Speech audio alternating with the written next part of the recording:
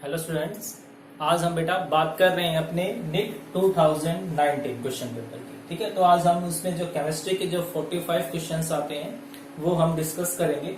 तो हमारा इसमें जो फर्स्ट क्वेश्चन है वो फर्स्ट क्वेश्चन क्या कहता है, अंडर आइसोथर्मल कंडीशंस। ठीक है, टेम्परेचर कांस्टेंट है, a gas at 300 kelvin expands from 0.1 litre to 0.25 litre. मतलब गैस एक्सपेंड कर रही है, मतलब जो वर्क डन हो रहा है वो सिस्टम कर रहा है यहां से। ठीक है, against a constant external pressure. ठीक है, बाहर पे जो प्रेशर लग रहा है वो कांस्टेंट है और कितनी वैल्यू उसकी 2 बार है। ठीक है, तो हमने क्या निकालना है, work done by gas. Clear है? तो इसका सॉल्यूशन क्या होगा बेटा, बिल्कुल सिंपल सा है। हमारे पास जो वर्क होता है इरिवर्सिबल क्या होता है, minus P external delta we के वॉल्यूम में जो चेंज आया। ठीक है, तो यहाँ पे जो पी एक्सटर्नल है, एक्सटर्नल प्रेशर कितना अप्लाई हुआ है, 2 हुआ है। डीवी मतलब change in volume, final minus initial, 0.25 minus 0.1, यहां से कितना आ जाएगा, इसको जब हम सोल्व कर लेते हैं लीटर बार। ठीक है, अगर हमें आंसर जूल में है तो क्या कहता है कि 1 लीटर बार की वैल्यू कितनी होती है, 100 जूल। इसको सोल्व करेंगे तो माइनस 0.30 इंटू लीटर बार की जगह 100 जूल, तो यहां से आंसर कितना आ जाएगा, 30 जूल। ठीक है, नेगेटिव साइन क्या शो कर रहा है यहां से कि जो सिस्टम है वो वर्क कर रहा है। ठीक है, और इसका मतलब कुछ भी नहीं होगा। क्लियर है? तो यहां से नेक्स्ट है हमारे पास, हमारा सेकंड क्वेश्चन है, a compound is formed by cation C and anion A. कोई कंपाउंड है उसमें कटायन भी है और अनायन भी, मतलब आयनिक कंपाउंड हो गया। ठीक है, अब जो अनायन है वो क्या बनाता है बेटा, या फिर कहां पर प्रेजेंट है वो, HCP लैटिस में। तो हम मान लेते हैं let the number of anion A. ठीक है, जो लैटिस साइड पे हमने मान लिया कि भाई उनकी जो संख्या है वो n। ठीक है, अब जो कटायंस है वो कहां पर है, ऑक्टाहेड्रल पे। अब जितनी लैटिस साइड्स होती हैं उतने ही ऑक्टाहेड्रल साइड्स होती है ना, ऑक्टाहेड्रल वोल्ड्स होते हैं। बट जो कटायन है वो सिर्फ कितनी साइड्स पे प्रेजेंट है, 75% पे। ठीक है, so the number of cation B या कटायन सी। ठीक है, तो कटायन की जो वैल्यू हो जाएगी वो कितनी हो जाएगी, 75%। ठीक है, ऑफ ऑक्टाहेड्रल। और आपको पता होगा कि जो ऑक्टाहेड्रल के जो नंबर्स होते हैं वो किसके इक्वल होते हैं, लैटिस साइड के। तो ऑक्टाहेड्रल में कितने हो गए, n हो गए। ठीक है, तो यहां से हमारे पास क्या आ गया, 3n/4। क्लियर हो गया यहां से। अब जो फॉर्मूला होता है एक्चुअल में क्या होता है, ratio of their numbers. So the formula का मतलब इनका रेशियो ही है एक्चुअल में। ठीक है, तो फॉर्मूला क्या हो जाएगा हमारे पास, पहले कटायन लिखते हैं हम, फिर अनायन लिखते हैं। कितना आ जाएगा cation, 3n/4 is equal to is to n। ठीक है, तो ये कैंसिल आउट हो जाएगा।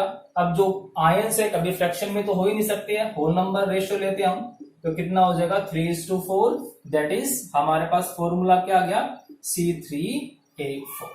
ठीक है, ये हमारे पास आंसर आ जाएगा, ये हमारा फॉर्मूला हो गया। नेक्स्ट क्वेश्चन है हमारे पास, pH of A saturated solution of calcium hydroxide.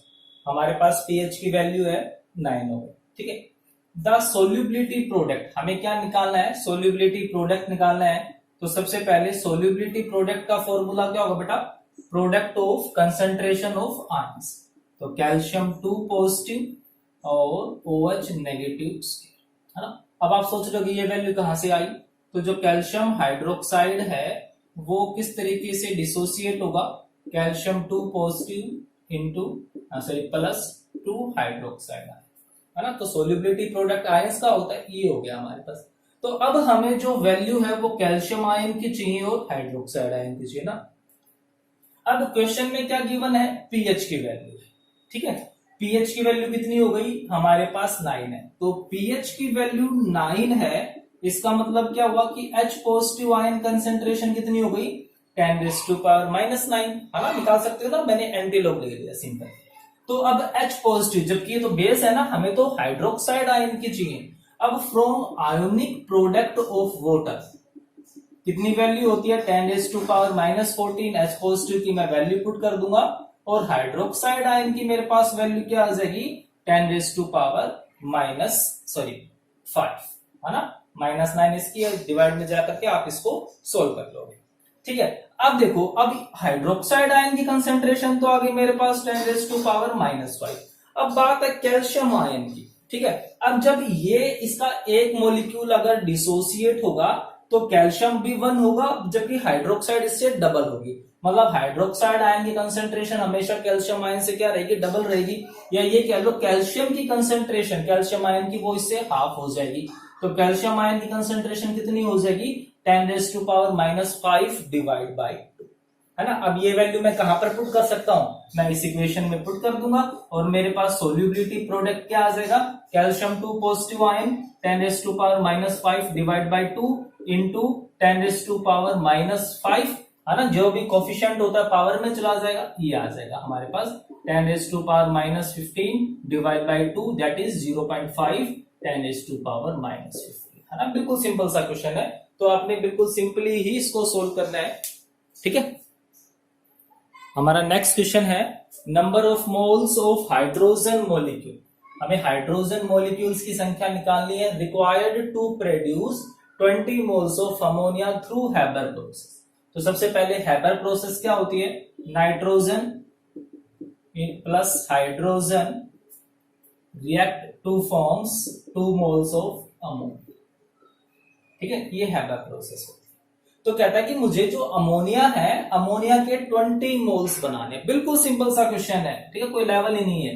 तो अब देखो यहां से अगर मैं बिल्कुल बेसिक कंसेप्ट से चलूं, ठीक है भाई, मुझे निकालने क्या है, हाइड्रोजन। तो जो चीज निकालनी होती है आप उसको राइट साइड में रखो। ठीक है, that is 2 moles of ammonia are formed by hydrogen कितने मोल्स लगे, 3 मोल्स, है ना। स्टोइकियोमेट्री यूज कर रहा हूं मैं, मतलब कि रिएक्शन बिल्कुल बैलेंस होनी चाहिए इसके लिए।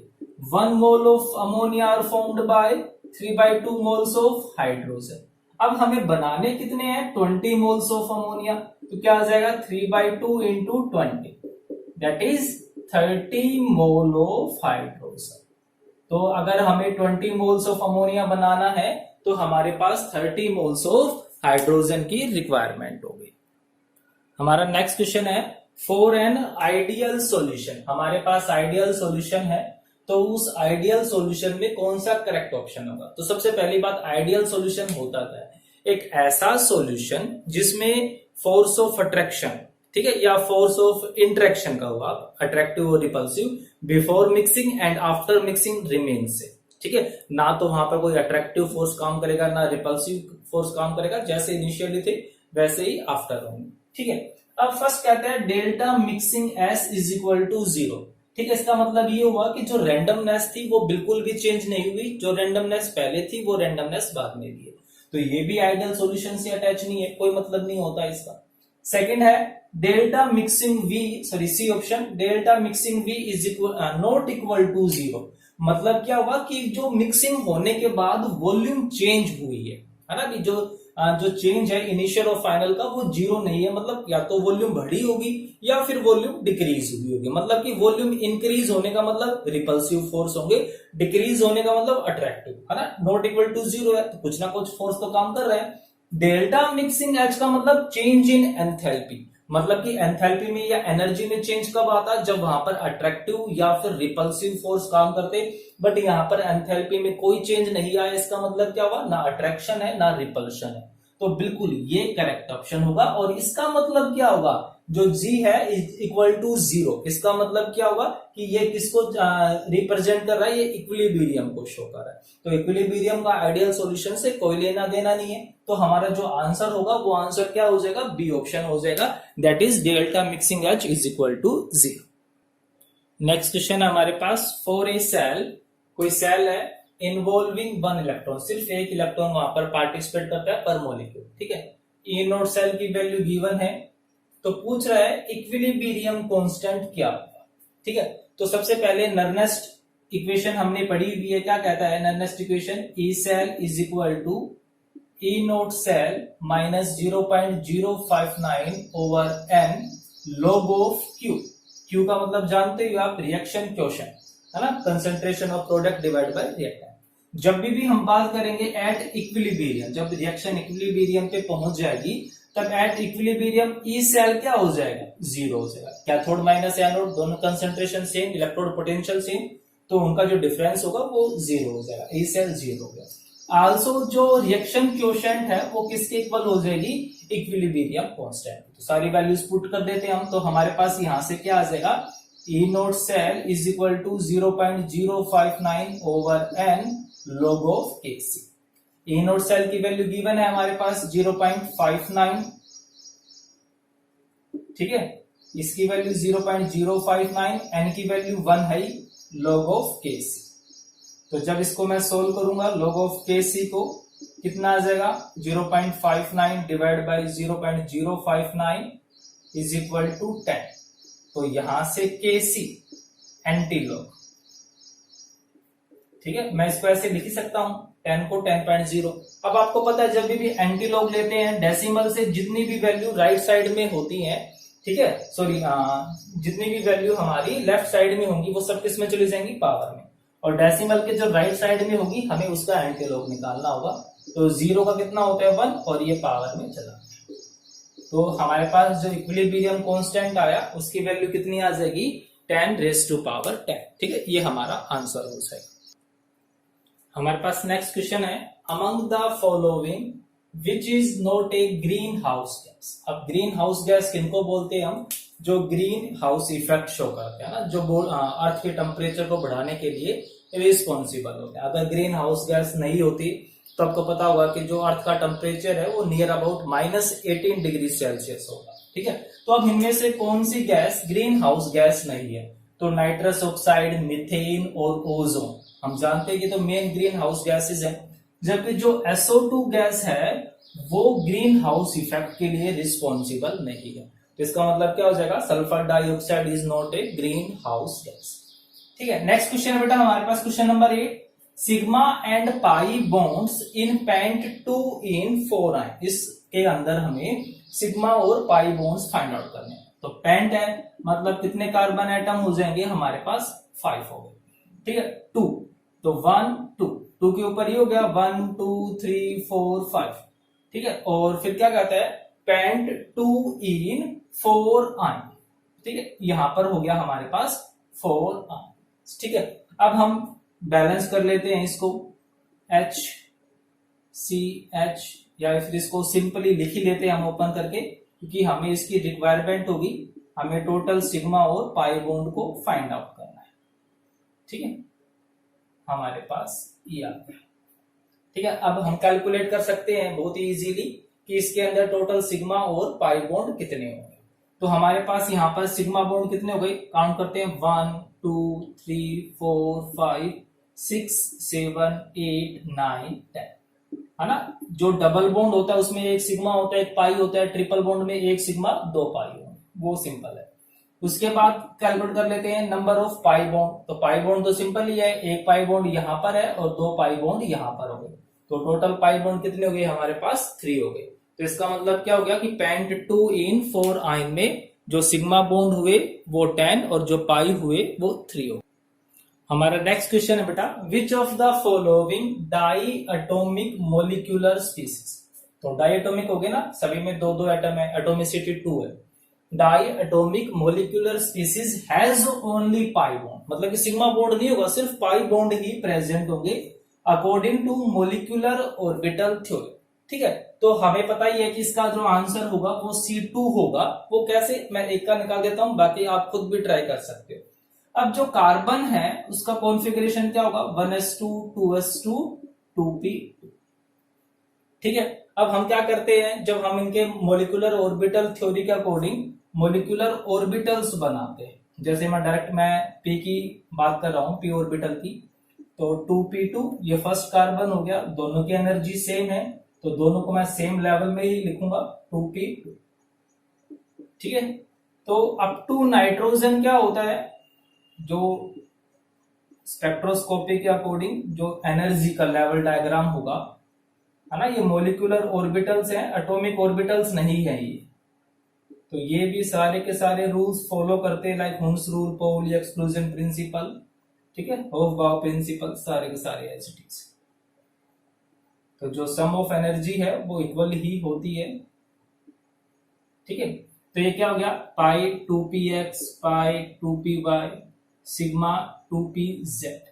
इसी तरीके से anti bonding pi star 2px pi star 2py और सिग्मा स्टार 2pz।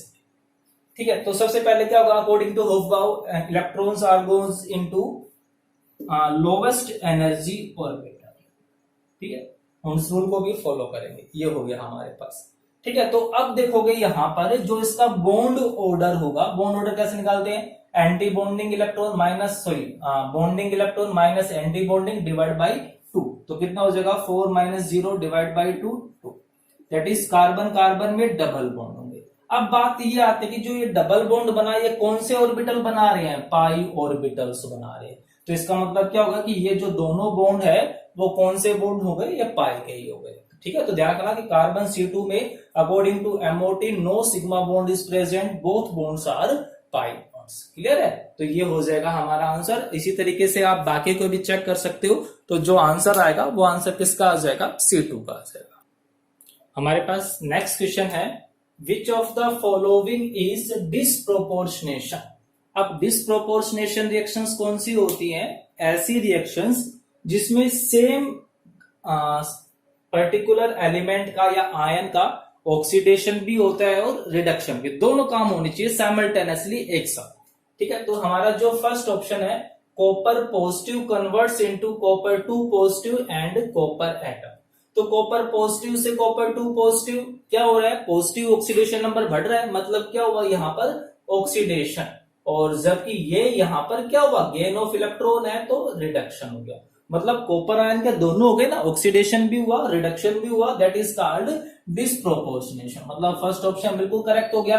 सेकंड है MnO4 2 नेगेटिव मैग्नेट आयन। ठीक है, ये मैग्नेट आयन बोलते हैं। जब वो एसिड के साथ रिएक्शन करता है तो क्या बनाता है, पर magnet manganese dioxide and water. आपको पता होगा कि ये क्वेश्चन 2019 IIT एडवांस में ही पूछा गया है, ये सेम रिएक्शन।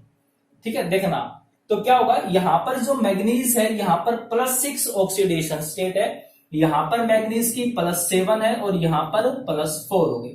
मतलब +6 से +7 ऑक्सीडेशन हुआ है ना, लॉस ऑफ इलेक्ट्रॉन, +6 से +4 gain of electron, 2 electrons gain के रिडक्शन। तो डेट इज ये भी क्या होगी, डिसप्रोपोर्शनेशन। नेक्स्ट है हमारे पास KMnO4 पोटाशियम पर मैग्नेट। अब यहां पर इसको चेक करने की जरूरत ही नहीं है, क्यों, क्योंकि यहां पर जो मैग्नीज है वो अपनी highest oxidation state that is +7 में है।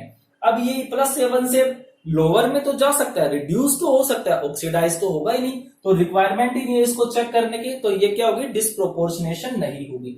यहां पर क्या हो गया कि यहां पर मैग्नीज +7 हो गया, यहां पर मैग्नीज +2 हो गया, बट जो प्रोडक्ट है वहां पर एक सिंगल ऑक्सीडेशन स्टेट मिल रही है, तो ये भी डिसप्रोपोर्शनेशन नहीं होगी। तो जो भी हमारा ऑप्शन होगा जिसमें फर्स्ट और सेकंड करेक्ट होंगे वो हमारा आंसर हो जाएगा। नेक्स्ट कहता है, विच of the following is narrow spectrum antibiotic. है ना, आप जानते हो कि नैरो स्पेक्ट्रम एंटीबायोटिक क्या होती है, तो नीट के स्टूडेंट्स तो बायो से ज्यादा फैमिलियर है। ठीक है, तो ये आपको लर्निंग वाला क्वेश्चन है। तो जो पेनिसिलिन जी है हमारे पास, वो क्या होता है, वो नैरो स्पेक्ट्रम एंटीबायोटिक है। ठीक है, वो ग्राम पॉजिटिव या ग्राम नेगेटिव ब्रोड के लिए नहीं है, एक पर्टिकुलर बैक्टीरिया के लिए। तो हमारे पास जो आंसर आ जाएगा वो आंसर क्या होगा बेटा, पेनिसिलिन जी। ठीक है, नेक्स्ट क्वेश्चन है हमारे पास, correct order of basic strength in aqueous solution. ठीक है, एक्वस सॉल्यूशन है, उसमें हमें इन तीनों को मिथाइलामाइन, डाइमिथाइलामाइन एंड ट्राइमिथाइलामाइन को बेसिक स्ट्रेंथ में अरेंज करना है। ठीक है, तो बहुत ही सिंपल सा क्वेश्चन है। अब हमें पता है कि बेसिक स्ट्रेंथ के लिए कौन कौन सी चीजें रिस्पॉन्सिबल होती है, +I इफेक्ट है ना, इंडक्टिव इफेक्ट। तो इंडक्टिव इफेक्ट सबसे ज्यादा किसका हो जाएगा, इस वाले का, टर्शरी वाले का। दूसरी चीज क्या होती है, हाइड्रोजन बॉन्ड, सबसे ज्यादा हाइड्रोजन बॉन्ड कौन बनाएगा, प्राइमरी बनाता है ना। तीसरी चीज होती है स्टीरिक हिंड्रेंस, और स्टीरिक हिंड्रेंस सबसे कम किस में होती है, प्राइमरी में। तो फिर जब हम तीनों को इफेक्ट्स को कंबाइन करते हैं तो जो नेट इफेक्ट होता है वो नेट इफेक्ट सबसे ज्यादा कहां पर देखने को मिलता है हमें, सेकेंडरी अमाइन में। तो सबसे ज्यादा जो बेसिक होगा वो कौन हो जाएगा, डाइमिथाइल अमाइन। और जब हम बात कर रहे हैं मिथाइल की केस में, तब क्या होगा बेटा, सेकेंडरी के बाद किसका नंबर आता है, प्राइमरी का, सॉरी मिथाइल अमाइन का।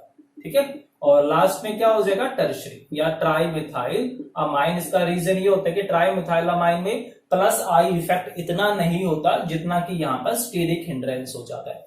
अगर मिथाइल नहीं होता, अगर मैं किसी और की बात करता तो फिर क्या होता, सबसे ज्यादा सेकेंडरी, फिर टर्शरी और लास्ट में प्राइमरी होता है। ठीक है। क्वेश्चन नंबर 14 है हमारे पास, conjugate base for Bronsted acid. H2O और HF हम एसिड्स लेके चल रहे हैं, अब मुझे इनके कॉन्जुगेट बेस बनाने हैं। तो सबसे पहले ब्रोंस्टेड एसिड्स क्या होते हैं, जो H पॉजिटिव आयन दे दे। ब्रोंस्टेड बेस क्या होते हैं, जो H पॉजिटिव आयन को एक्सेप्ट कर ले। अब भाई हमने उनके बेस बनाने हैं, वो H पॉजिटिव आयन तभी तो एक्सेप्ट करेंगे जब वो पहले लॉस करते। भाई जहां पर वैकेंसी होगी वही तो लेगा। तो पहला काम क्या होगा, हमें वैकेंसी क्रिएट करनी होगी। तो जब भी आपको कोई बेस बनाना हो, बेस मतलब कि हमें उसको ऐसा बनाना है कि वो H पॉजिटिव को एक्सेप्ट कर ले, तो सबसे पहला काम क्या होगा कि उसको इस लायक बना दो, मतलब कि पहले वहां पर हाइड्रोजन की वैकेंसी क्रिएट कर दो। ठीक है। तो H2O है, H2O में से जब मैं H पॉजिटिव को हटाऊंगा, मतलब कि जो वाटर है, वाटर का कॉन्जुगेट बेस क्या बन जाएगा, OH नेगेटिव। हो गया ना, जगह बन गई। अब ये H पॉजिटिव को बहुत इजीली एक्सेप्ट कर लेगा। HF है, इसमें भी पहले वैकेंसी क्रिएट करो, F नेगेटिव, H पॉजिटिव को मैंने हटा दिया, अब ये बहुत इजीली H पॉजिटिव को एक्सेप्ट कर लेगा। तो ये क्या हो गए हमारे कॉन्जुगेट बेस। ठीक है। अब जो हमारे पास जो नेक्स्ट है, नेक्स्ट क्वेश्चन है बेटा हमारे पास, which mixture will lead to formation of negatively charged AgI I negative colloidals। ठीक है। अब हमारे पास जो दो कंपोनेंट्स हैं, कौन कौन है, AgNO3 है एंड Ki। जब मैं दोनों को मिलाऊंगा तो क्या बन जाएगा, AgI प्लस KNO3। AgI जो होगा वो प्रेसिपिटेट होगा। अब ये जो प्रेसिपिटेट है by peptization process colloidal sol में कन्वर्ट होगा। अब ये अपने सरफेस पे सिर्फ उन्हीं कॉमन आयंस को, उन्हीं आयंस को एडजॉर्ब करेगा जो कॉमन होंगे। अब हम चाहते हैं कि ये आई नेगेटिव को एडजॉर्ब करे, तो इसका मतलब के आई क्या होना चाहिए, यहां पर एक्सेस अमाउंट में होना चाहिए कि जो के आई होगा वो बिहेव करे एज ए सोलवेंट, जबकि जो AgNO3 है वो बिहेव करे एज ए सोल्वेंट। क्लियर है यहाँ पे। तो अब हमने जो यहाँ पर दो मिक्सचर दे रखे हैं, हमने ये चेक करना है कि किसमें के आई की अमाउंट एक्सेस में होगी। तो फर्स्ट है हमारे पास 50 ml ऑफ 1 मोलर, तो इसका मतलब क्या हुआ, 50 मिली मोल्स हो, है ना। आप निकाल सकते हैं ना, कंसंट्रेशन है, मोल्स वॉल्यूम है, वॉल्यूम हम वो मोल्स हम निकाल लेंगे। तो 50 मिली मोल्स आ गए। और यहां पर जब हम इसको सोल्व करेंगे तब यहां पर कितने आ जाएंगे, 25 मिलीमोल्स। मतलब के आई की जो अमाउंट होगी वो क्या हो गई, कम हो गई, मतलब के आई यहां पर मैक्सिमम नहीं होगा। सेकंड में निकालते हैं 50 ml ऑफ 1 मोलर AgNO3, मतलब 50 मिलीमोल्स ऑफ AgNO3। ठीक है। यहां से क्या आ जाएगा, 100 मिलीमोल्स ऑफ के आई। तो मतलब यहां पर के आई की अमाउंट क्या हो गई, ज्यादा हो गई।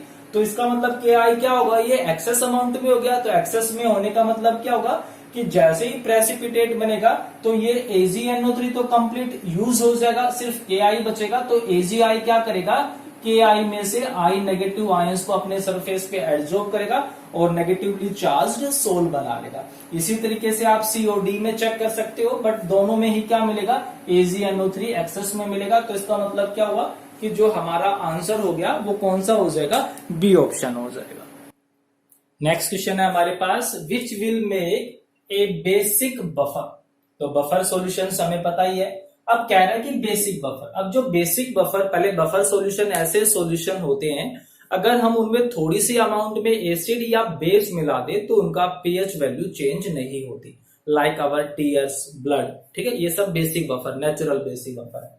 ठीक, सॉरी, नेचुरल बफर सॉल्यूशन। अब हमें बात करनी है कि बेसिक बफर। तो बेसिक बफर सॉल्यूशन जो हम बनाते हैं वो किस किस का मिक्सचर होता है, वो मिक्सचर होता है एक वीक बेस का and it's salt with strong acid. मतलब वीक बेस लेना है वो तो होगा ही होगा, साथ में उसी बेस का स्ट्रोंग एसिड के साथ साल्ट होता है। तो दोनों का जो मिक्सचर होगा वो मिक्सचर क्या कहलाता है, बेसिक बफर। ठीक है। तो अब हम चेक करते हैं कि कौन सा हमारे पास अप्रोप्रिएट होगा। तो हम अगर बात करें फर्स्ट ऑप्शन की, 50 ml ऑफ किस किस को मिला रहे हैं, NaOH को मिला रहे हैं और एसिटिक एसिड को हम मिला रहे हैं। तो 50 ml ऑफ 0.1 तो क्या हो जाएगा, ये 5 मिलीमोल्स। 5 मिलीमोल्स हो गई बेस के। एंड एसिड की कितनी हो जाएंगे बेटा 2.5 मिलीमोल्स ऑफ एसिड। तो जब प्रोडक्ट बनेगा तो क्या आ जाएगा CH3COONA प्लस H2O। तो अब यहां पर देखोगे कि CH3COOH कंप्लीटली कंज्यूम हो जाएगा और इसके 2.5 भाई अगर इसका भी 1 मोल है तो ये भी 1 मोल, तो 2.5 है तो ये 2.5 कितना बचेगा 2.5 बच जाएगा ये, है ना। और ये भी कितना बन जाएगा 2.5 मिलीमोल। तो अब देखो अब यहां पर जो है वो बेस है, बट कैसा बेस है स्ट्रॉन्ग बेस है। तो हमने स्ट्रॉन्ग बेस तो लेना ही नहीं है क्योंकि ये सॉल्यूशन प्योर बेसिक बन जाएगा, बेसिक बफर तो होगा ही नहीं। तो ये ऑप्शन क्या हो गया गलत हो गया। हमें तो क्या चाहिए वीक बेस चाहिए। ठीक है, सेकेंड ऑप्शन में देखो 100 ml ऑफ 0.1 मोलर मतलब 10 मिलीमोल्स, 10 मिलीमोल्स हो गई। और ये भी क्या हो गई 10 मिलीमोल्स हो गई। मतलब जब एसिड और बेस दोनों की इक्वल अमाउंट है, जब दोनों को मैं ऐड करूंगा तो क्या हो जाएगा ये कंप्लीटली साल्ट बना लेंगे, ना NaOH बचेगा ना एसिटिक एसिड बचेगा। ठीक है, अब जो सी ऑप्शन है उसको देखो 100 ml ऑफ 0.1 मोलर HCl मतलब कितने हो गए 10 millimoles of HCl and ammonium hydroxide, बिल्कुल वीक बेस हमें मिल गया है। और साथ में जब हम इसके मिलीमोल्स निकालेंगे तो कितने आ जाएंगे 20 मिलीमोल्स। ठीक है, और जब इन दोनों की रिएक्शन मैं करवाऊंगा तो क्या मिलेगा ammonium hydroxide plus HCl form ammonium chloride plus H2O। ठीक है, अब जो अमोनियम हाइड्रोक्साइड है उसके 20 मिलीमोल्स हैं, HCl के 10 मिलीमोल्स हैं। तो जब प्रोडक्ट बनेगा तो अमोनियम क्लोराइड भी कितने बन जाएंगे 10 मिलीमोल्स। ये 10 मिलीमोल्स कंज्यूम हो जाएगा, बचेगा कितना 10 मिलीमोल, है ना भी। अगर ये 1 है तो ये भी 1, 10 मिलीमोल्स कंज्यूम हो जाएंगे, ये पूरा खत्म हो जाएगा। तो यहां से क्या मिला एक weak base ammonium hydroxide 10 millimoles और उसी बेस का साल्ट विद स्ट्रॉन्ग एसिड, है ना। तो ये क्या आ जाएगा हमारे पास, ये आ गया हमारे पास एक basic buffer solution equimolar mixture of weak base and it's salt with strong acid. तो करेक्ट आंसर कौन सा हो जाएगा सी हो जाएगा। डी भी आप इसी तरीके से चेक कर सकते हो। ठीक है, तो आप सिर्फ बेसिक्स जो है वो ध्यान में रखो, क्वेश्चन बहुत इजी होंगे। नेक्स्ट क्वेश्चन है हमारा the compound that is most difficult to protonate. तो क्या इसका मतलब क्या हुआ प्रोटोनेट का कि किस कंपाउंड के ऊपर H पॉजिटिव जल्दी से अटैच नहीं होगा, अटैक नहीं कर पाएगा। ठीक है, प्रोटॉन होता है ना हमारे पास H पॉजिटिव है। ठीक है, तो addition of proton is most difficult. अब सभी जगह ऑक्सीजन ही है, कॉमन ही है ना, ऑक्सीजन ऑक्सीजन ऑक्सीजन, क्योंकि ऑक्सीजन के पास लोन पेयर ऑफ इलेक्ट्रॉन्स होते हैं, इसलिए वो क्या करता है H पॉजिटिव को अट्रैक्ट कर लेता है। तो अब बात यह है कि कहां पर ऑक्सीजन में इलेक्ट्रॉन डेंसिटी मिनिमम होगी। जहां पर भी इलेक्ट्रॉन डेंसिटी मिनिमम होगी वहां पर H पॉजिटिव अटैच ही नहीं हो पाएगा। ठीक है, तो सबसे पहले बात करते हैं H2O होगी। तो जो हाइड्रोजन है उसका इंडक्टिव इफेक्ट हम 0 लेके चलते हैं, मतलब हाइड्रोजन ना तो इलेक्ट्रॉन डेंसिटी को बढ़ाएगा और ना ही कम करेगा। ठीक है, सेकेंड केस है हमारे पास मिथेनॉल। अब जो मिथाइल ग्रुप है वो प्लस आई इफेक्ट शो करता है, मतलब डोनेटिंग इफेक्ट शो करता है। तो वो क्या करेगा इसके ऊपर इलेक्ट्रॉन डेंसिटी को बढ़ा देगा, मतलब कि easily H positive ion attach हो पाएगा। नेक्स्ट है हमारे पास ईथर, डाइमिथाइल ईथर। तो यहां पर तो दो डोनेटिंग ग्रुप है, मतलब इलेक्ट्रॉन डेंसिटी यहां पर बहुत ज्यादा इंक्रीज हो जाएगी। और नेक्स्ट है फिनॉल। ठीक है, बेंजीन रिंग है ये, और बेंजीन के ऊपर कौन जुड़ा हुआ है ये OH जुड़ा हुआ है। ठीक है, अब हमें पता है कि जो बेंजीन में जो कार्बन होता है ये sp2 हाइब्रिडाइज है, मतलब कि इलेक्ट्रोनेगेटिव हो गया बाकी हाइड्रोजन से। दूसरा रीजन कि यहां पर रेजोनेंस होता है, और रेजोनेंस की वजह से ऑक्सीजन के ऊपर, ठीक है, due to resonance oxygen acquire slightly positive charges. ठीक है, स्लाइटली एक्वायर पॉजिटिव चार्ज। अब जब ऑक्सीजन के ऊपर स्लाइटली पॉजिटिव मतलब कि ये कह लो कि इसकी इलेक्ट्रॉन डेंसिटी रिड्यूस हो गई, तो जब इलेक्ट्रॉन डेंसिटी रिड्यूस हो गई तो क्या H पॉजिटिव इजीली अट्रैक्ट कर पाएगा। H पॉजिटिव को तो हाईली या लार्ज इलेक्ट्रॉन डेंसिटी चाहिए ना, तो आंसर क्या हो जाएगा हमारे पास फिनॉल हो जाएगा, बेंजीन OH हो जाएगा कि इसके ऊपर H positive ion easily attack नहीं कर पाएगा। नेक्स्ट क्वेश्चन है हमारे पास, द मोस्ट सुटेबल रिएजेंट। हमारे पास रिएक्टेंट गिवन है, प्रोडक्ट गिवन है, ठीक है। तो इस रिएक्टेंट को प्रोडक्ट में कन्वर्ट करना है, तो ये पूछ रहा है कि इन चारों में से सबसे अच्छा रिएजेंट कौन सा होगा। जब हम इस रिएक्शन को ध्यान से देख रहे हैं तो जो ट्रिपल बॉन्ड है वो डबल बॉन्ड में कन्वर्ट हुआ, मतलब कि रिडक्शन हुआ।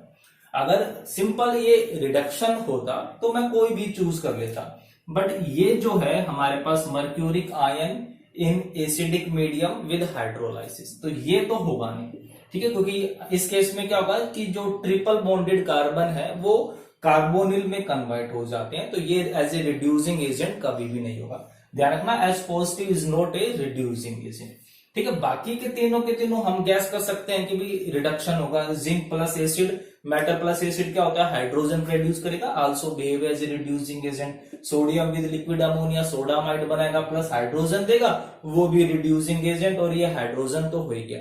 बट यहां पर स्पेशल क्या है कि ये क्या बना रहा है बेटा, ये सिस फॉर्म बना रहा है, ठीक है। तो जो सिस फॉर्म बनती है वो उसके लिए हम हमेशा कौन सा रिड्यूसिंग एजेंट यूज करते हैं, लीनलार कैटालिस्ट। तो हमें ध्यान रखना, यही हमें अगर हमें सिस फॉर्म बनानी है तो ये लेंगे, hydrogen with Palladium charcoal with quinoline. Quinoline हम क्यों यूज करते हैं, ये पॉइजन होता है, ये हमारे कैटालिस्ट की रिएक्टिविटी को डिक्रीज कर देगा, अदरवाइज ये जो एल्कीन बनी वो फर्दर रिड्यूस होकर के एल्केन में कन्वर्ट हो जाएगी, ठीक है। तो जब भी तुम्हें सिस फॉर्म बनानी हो तो किसका यूज करेंगे हम, लीनलार कैटालिस्ट का यूज करेंगे। तो हमारा जो करेक्ट ऑप्शन होगा वो करेक्ट ऑप्शन कौन सा हो जाएगा, बी ऑप्शन हो जाएगा। नेक्स्ट क्वेश्चन है हमारे पास, which of the following is not stable, ठीक है। इन चारों में से कौन सा ऐसा आयन होगा जो स्टेबल नहीं है।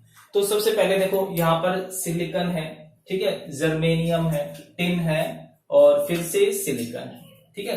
तो ये सब के सब कार्बन फैमिली से हैं, और यहां पर जो बॉन्ड बना रखे हैं इन्होंने वो कितनी वैलेंसी शो कर रहा है, ये 6 कर रहा है, क्योंकि सभी के पास डी ऑर्बिटल है तो वैलेंसी वाला कंसेप्ट भी नहीं लगेगा, ठीक है। अब बात करें यहां पर कि एक जगह फ्लोरीन है, क्लोरीन है और हाइड्रोक्साइड आयंस हो गए, ठीक है। अब जो इनमें सिलिकन, जर्मेनियम, टिन और सिलिकन, इनमें सबसे छोटा कौन होगा बेटा, इनमें सबसे जो छोटा होगा वो कौन होगा, सिलिकन होगा, ठीक है। तो जो सिलिकन का साइज सबसे छोटा होगा, और यहां पर जो क्लोरीन है उसका साइज काफी लार्ज होगा। तो इसका मतलब क्या होगा कि silicon can not accommodate 6 large ion around itself, कि जो 6 क्लोरीन जो लार्ज साइज आयन है वो इसके चारों तरफ अरेंज हो ही नहीं पाएंगे, और उसकी वजह से क्या हो जाएगा, यहां पर स्ट्रॉन्ग रिपल्शन होगा इन क्लोराइड आयंस, और उसकी वजह से ये क्या हो जाएगा, हाईली अनस्टेबल हो जाएगा, ठीक है।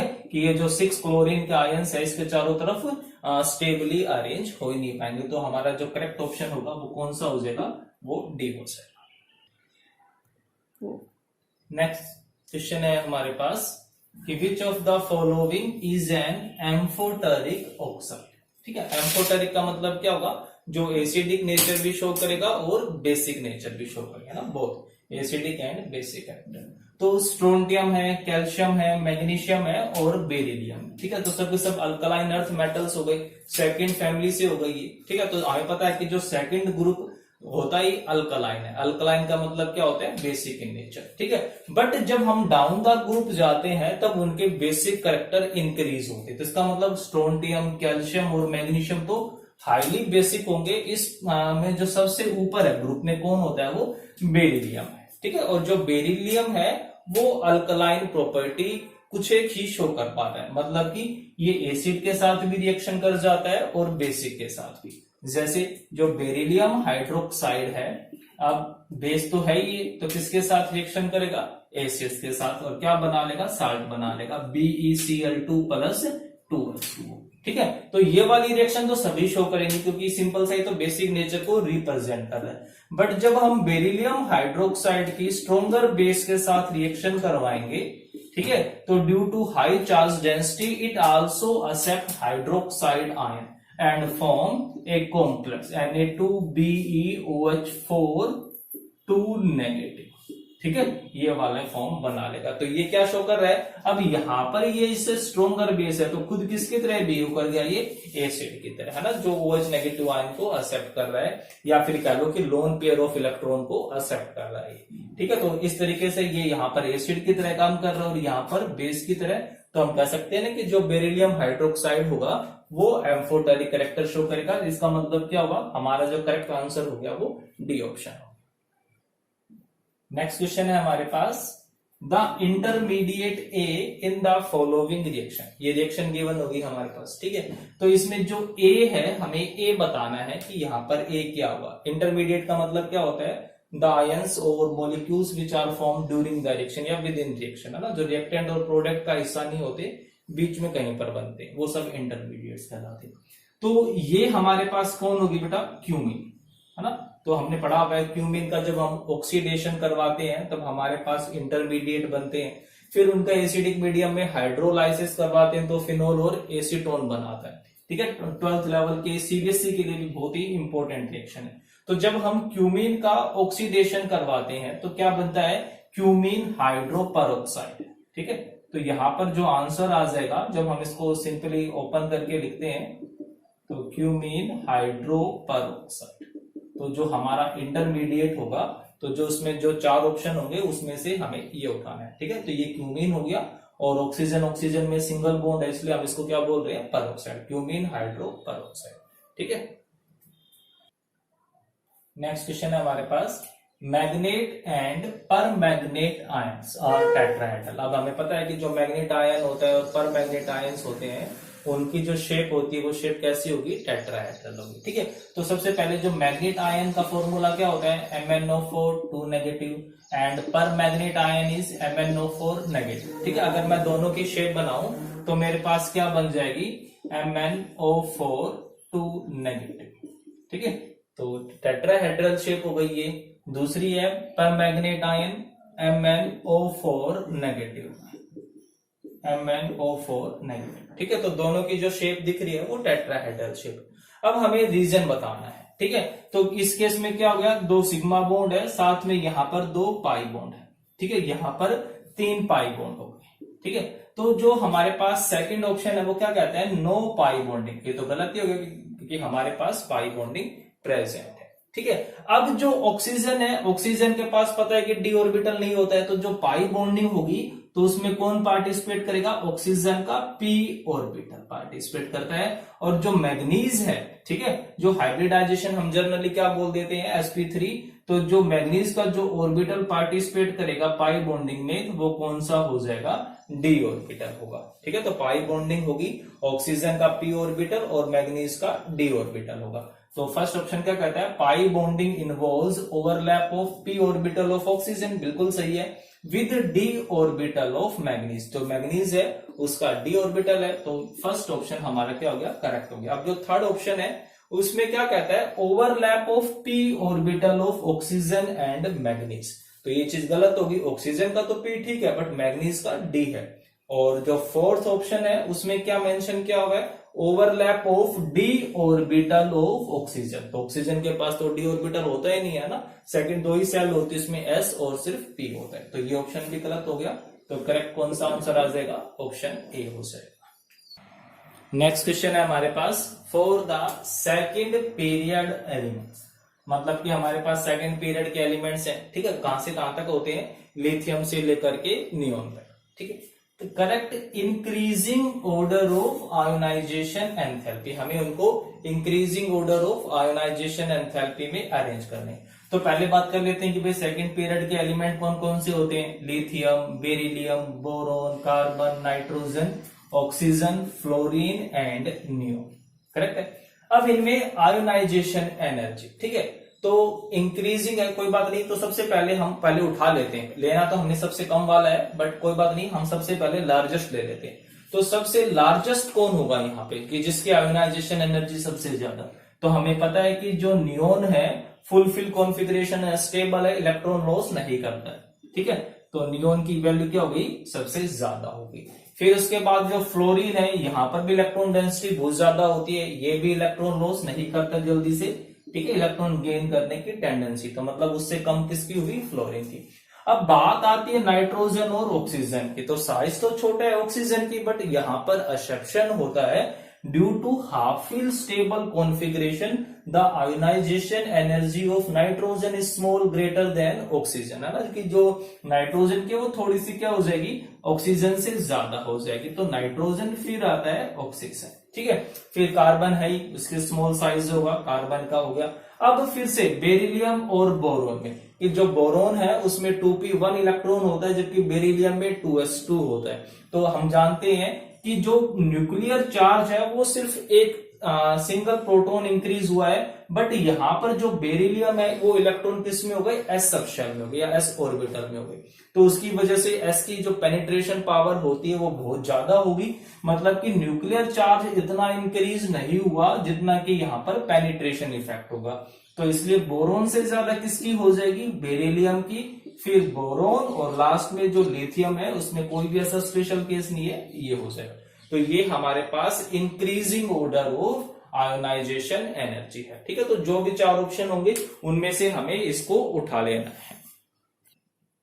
नेक्स्ट क्वेश्चन है हमारे पास, if the rate constant for a first order reaction, तो पहली मेन जो इंपॉर्टेंट है फर्स्ट ऑर्डर रिएक्शन है हमारे पास, उसके लिए रेट कांस्टेंट की वैल्यू गिवन है k है, ठीक है। तो हमने टाइम निकालना है for the completion of 99% of reaction, कि 99% रिएक्शन को कंप्लीट होने में कितना टाइम लगेगा। तो हमारे पास फॉर्मूला होता है KT is equal to 2.303 log of R0 over R, ठीक है। तो यहां पर हमें क्या निकालना है, टाइम पीरियड निकालना है 99% के लिए। तो k क्या होता है, यहां पर रेट कांस्टेंट वैल्यू k ही है, log ऑफ इनिशियल कंसंट्रेशन, ठीक है, R0 ही है, R क्या होती है, रिमेनिंग कंसंट्रेशन। तो जब 99% रिएक्शन कंप्लीट हो चुकी है तो बची कितनी, 1%, तो 1% ऑफ इनिशियल, ये चीज ध्यान रखना, 99 कंप्लीट हुई है तो जो रिमेनिंग है वो 1 है, वो 1% किसकी है, इनिशियल वैल्यू की। तो R0 से R0 कैंसिल आउट हो जाएगा, 2.303 ओवर के log ऑफ 100 को मैं क्या लिख सकता हूं, 10⁻², और पावर log में कहां पर आ जाती है, आगे आ जाएगी, और क्या बन जाएगा ये 2.303 डिवाइड बाई के इंटू 2 log ऑफ 10, ठीक है। तो ये log बेस में भी 10 ही होता है, तो इसकी वैल्यू क्या हो जाएगी, 1 हो जाएगी। तो हमारे पास जो टाइम पीरियड आ जाएगा वो कितना आ जाएगा, ये आ जाएगा इसकी वैल्यू, ठीक है। तो जो भी 4 ऑप्शन होंगे उसमें से हम अपनी ये जो ऑप्शन होगा ये उसको उठा लेंगे, ठीक है।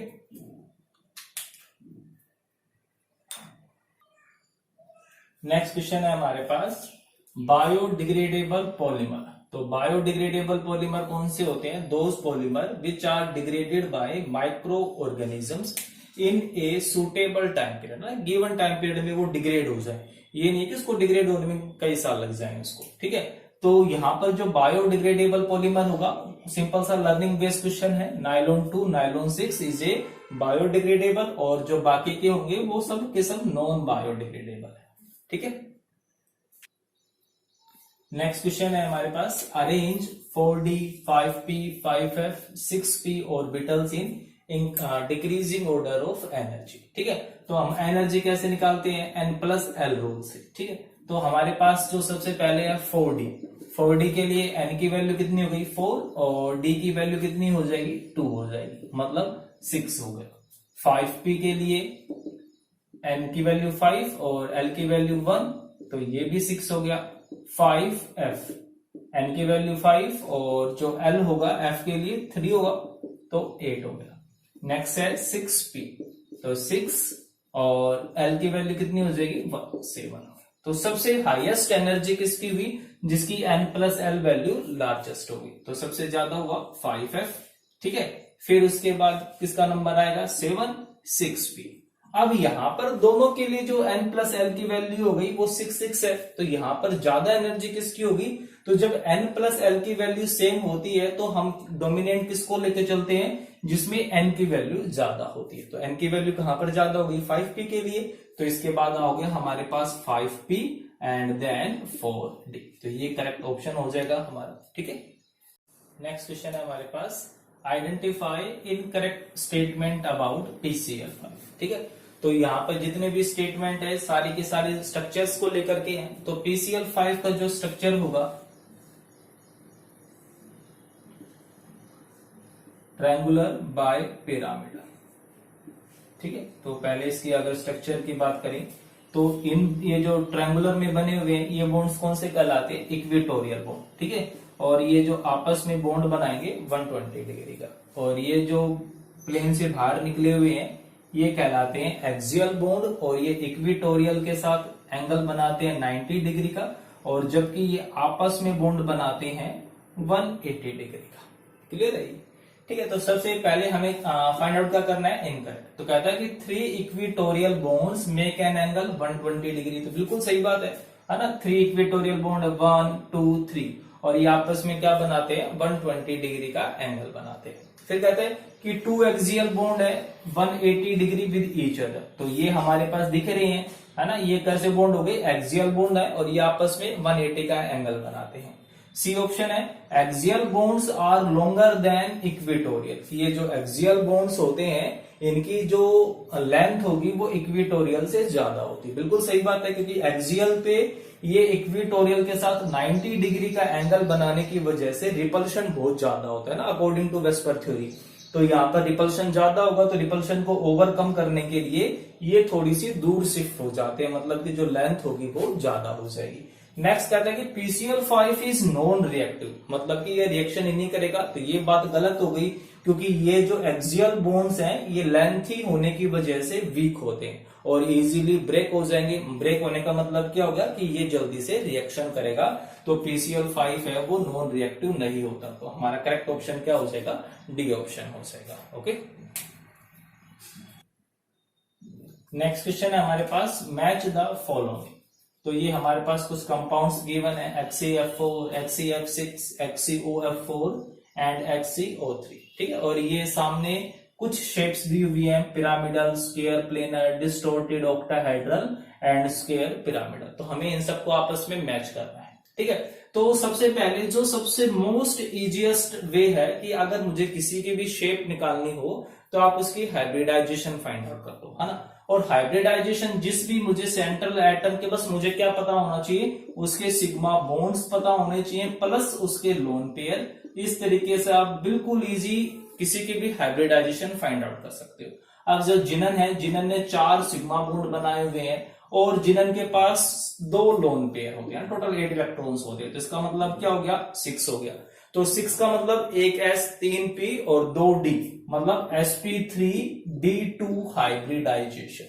तो अब इस sp3d2 हाइब्रिडाइजेशन में जो शेप बनेगी वो शेप कैसी बन जाएगी, हमारे पास बननी चाहिए थी octahedral, but due to presence of 2 lone pair it will make square planar structure, है ना। एक स्क्वायर प्लेनर फॉर्म बन गए। तो स्क्वायर प्लेनर कौन सा हो जाएगा हमारे पास, ये सेट, ठीक है। नेक्स्ट आता है हमारे पास XEF6।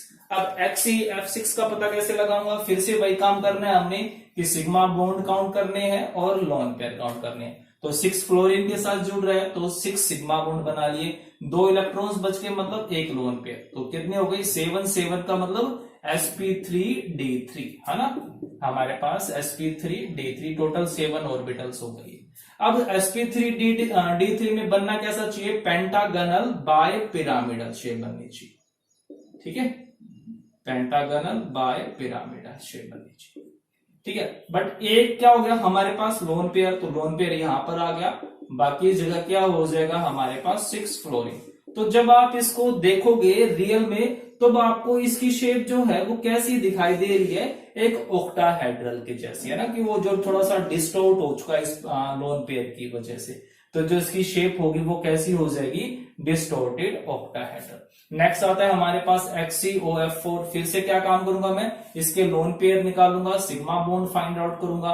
तो अब जो जिनन है उसके पास टोटल 8 इलेक्ट्रॉन्स होते हैं, 2 इलेक्ट्रॉन ऑक्सीजन ले लेगा, 4 फ्लोरीन ले लेगा, ठीक है। मतलब कि जो टोटल सिग्मा बॉन्ड बने वो तो 5 बने और 1 लोन पेयर हो गया हमारे पास, टोटल 6 का मतलब फिर से क्या हो गया, sp3d2। अब sp3d2 में फिर से ऑक्टाहेड्रल बननी चाहिए थी, XeOF4, ठीक है। तो जब आप इसकी शेप देखोगे तो क्या बन गया, ये स्क्वायर प्लेनर तो है ही, साथ में एक पिरामिड बना हुआ है ना, ऊपर की ओर उठा हुआ है, तो इसको हम क्या बोल देते हैं, स्क्वायर पिरामिडल। एक स्क्वायर है, साथ में एक पिरामिड है, स्क्वायर पिरामिडल फॉर्म। नेक्स्ट आता है XeO3, तो XeO3 में 3 सिग्मा बॉन्ड होंगे और एक लोन पेयर होगा, मतलब 4 का मतलब क्या हो गया, sp3 फॉर्म बननी चाहिए थी, ठीक है, बट इस लोन पेयर की वजह से जो इसकी शेप होगी वो पिरामिडल शेप हो जाएगी और ये हमारे पास सेम हो जाएगा, ठीक है। तो आपने बिल्कुल इजी तरीके से इस तरीके से हाइब्रिडाइजेशन निकालनी है और हाइब्रिडाइजेशन आते ही हम उनकी जो शेप है वो गैस कर सकते हैं। ओके, नेक्स्ट क्वेश्चन है हमारे पास, arrange in increasing order of thermal stability, ठीक है। अब थर्मल स्टेबिलिटी हमें किसकी देखनी है, H2E। E क्या हो गया यहाँ पे, O सल्फर, सिलेनियम, टेलुरियम और polonium, that is H2O, H2S, H2SE, H2TE, H2PO, ठीक है। अब जो थर्मल स्टेबिलिटी का मतलब क्या होगा, अगर मैं सिंपली H2O को ले लेता हूं, ठीक है, और एक ले लेता हूं मैं H2PO को ले लेता हूं, ठीक है, एक स्टार्टिंग का ले लिया, एक बिल्कुल लास्ट। ऑक्सीजन का साइज सबसे छोटा होगा, पोलोनियम का सबसे बड़ा होगा, इंक्रीजिंग ऑर्डर में हमने लगाए हुए। तो थर्मल स्टेबिलिटी का मतलब ये हुआ कि जो ऑक्सीजन, हाइड्रोजन या फिर सल्फर हाइड्रोजन या जो भी है, इनके जो बीच का बॉन्ड है वो कितना स्ट्रॉन्ग है। अब हमें पता है कि ये जो थर्मल स्टेबिलिटी है, जो कोवेलेंट बॉन्ड बना हुआ है, ये साइज के ऊपर डिपेंड करता है कि साइज जितना छोटा होगा, ओवरलैपिंग उतनी ज्यादा होती है और बॉन्ड उतना ही स्ट्रॉन्ग हो जाएगा। तो जब बॉन्ड स्ट्रॉन्ग होगा तब इसको तोड़ने के लिए क्या चाहिए, बहुत ज्यादा हमें उसको हीट देनी पड़ेगी, मतलब इसकी जो थर्मल स्टेबिलिटी हो जाएगी वो बहुत ज्यादा होगी। तो हाईएस्ट थर्मल स्टेबिलिटी किसकी हो जाएगी, H2O, due to small size, large extent of overlapping, and down the group जाएंगे तब थर्मल स्टेबिलिटी डिक्रीज होती जाएगी due to decreasing the bond strength, ठीक है। तो हमारे पास जो आंसर होगा वो हम उसको इस फॉर्म में अरेंज कर देंगे। नेक्स्ट है हमारे पास, करेक्ट स्ट्रक्चर ऑफ ट्राइब्रोमो ऑक्टासाइड। तो ट्राइब्रोमो मतलब 3 ब्रोमीन हो गए और 8 ऑक्सीजन के एटम्स हो गए, ठीक है। हमें अब इनको अरेंज करना है, तो जो भी 4 ऑप्शन होंगे आप उनमें से बहुत इजीली स्ट्रक्चर बता सकते हो उसका। तो ट्राइब्रोमो ऑक्टा ऑक्साइड, तो जो एक्चुअल स्ट्रक्चर होगा वो ये स्ट्रक्चर हो जाएगा, ठीक है। तो आप इजीली आइडेंटिफाई कर सकते हो और उसका आंसर भी बता सकते हो। तो ये जो भी ऑप्शन होगा वो हमारा आंसर हो जाएगा, ठीक है। नेक्स्ट है हमारे पास, what is the formula of malachite, ठीक है। तो आपको बता दूं ये सेम क्वेश्चन IIT एडवांस में भी पूछा हुआ 2019 में, ठीक है। तो आपके ओर्स के फॉर्मूले पूछे जाते हैं, तो आप इनको जो जितनी भी ओर्स गिवन है एटलीस्ट NCERT वो सारे आपने याद करने हैं। तो जो मेलाचाइट होता है उसका फॉर्मूला होता है, एक्चुअल में होता क्या है, basic copper carbonate. Basic copper carbonate, आपने देखा होगा कि जो तांबे के कॉपर के बर्तन होते हैं उनके ऊपर एक ग्रीन कलर की कोटिंग हो जाती है ना, तो वो यही होती है basic copper carbonate, copper carbonate and copper hydroxide. तो इस हाइड्रोक्साइड की वजह से इसको बेसिक बोलते हैं और ये हो गया हमारे पास कॉपर कार्बोनेट, ठीक है। तो ये जो भी ऑप्शन होगा वो करेक्ट हो जाएगा। नेक्स्ट क्वेश्चन है हमारे पास,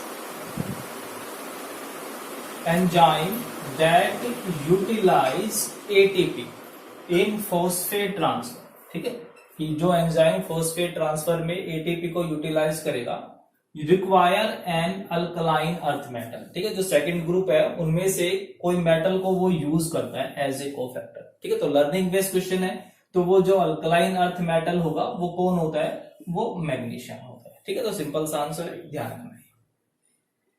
नेक्स्ट क्वेश्चन है हमारे पास, एन एल्कीन ए, कोई एल्कीन है जिसको नाम दिया हुआ है ए, जब वो रिएक्शन करती है ओजोन एंड जिंक वाटर के साथ तब प्रोपेनॉन और इथेनॉल बनाती है। तो ओजोन विद जिंक H2O, तो ओजोनोलाइसिस प्रोसेस है, और ओजोनोलाइसिस प्रोसेस का सबसे अच्छा यूज क्या होता है, ये हमें प्रेजेंस ऑफ डबल बॉन्ड बता देती है कि जो डबल बॉन्ड है उसकी लोकेशन कहां पर होगी, ठीक है।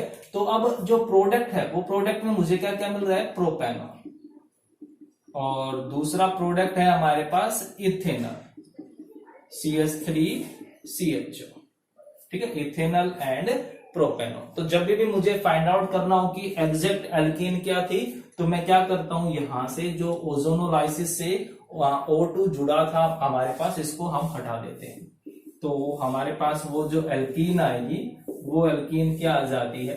ठीक है, तो बेटा जब भी आपको इस तरीके से एल्कीन निकालनी हो तो आप इसी तरीके से उस एल्कीन को फाइंड आउट करोगे। अब ये एल्कीन आ गई। अब जो नेक्स्ट क्या कहता है कि जब हम उसके साथ क्या जोड़ देते हैं, एडिशन ऑफ ए। ठीक है, ये हमारे पास ए आ गया। अब उस ए के अंदर हम HCl को अटैच कर देते हैं और जो मेजर प्रोडक्ट बनेगा वो हमें बताना है। तो सिंपल मार्कोनिकोव एडिशन रिएक्शन हो जाएगी। ठीक है, मार्कोनिकोव एडिशन में क्या कहता है कि जो हाइड्रोजन होगा वो कहां पर अटैच होता है, that double bonded carbon which has more hydrogen. ठीक है, और एक स्टेबल कार्बोकटायन बन जाएगा और उस कार्बोकटायन पे नेगेटिवली चार्ज्ड आयन अटैक कर देगा। तो ये हमारे पास आंसर होगा।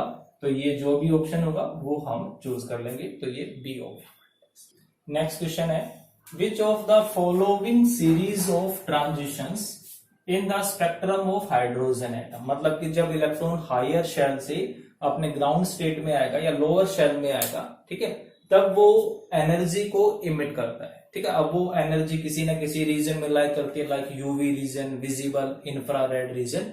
तो ये पूछ रहा है कि किस केस में हमें जो रेडिएशंस निकलेंगी वो विजिबल होंगी। ठीक है, विजिबल रीजन में लाइक करती है। तो अब आपको पता है कि जो लेमन सीरीज होती है ये हमें कब विजिबल होती है, जब इलेक्ट्रॉन अपर शेल से ग्राउंड स्टेट फर्स्ट सेल में आता है। और इस केस में जो रीजन होगा वो किसमें, जो ट्रांजिशन होगा वो यूवी रीजन में लाइक करेगा।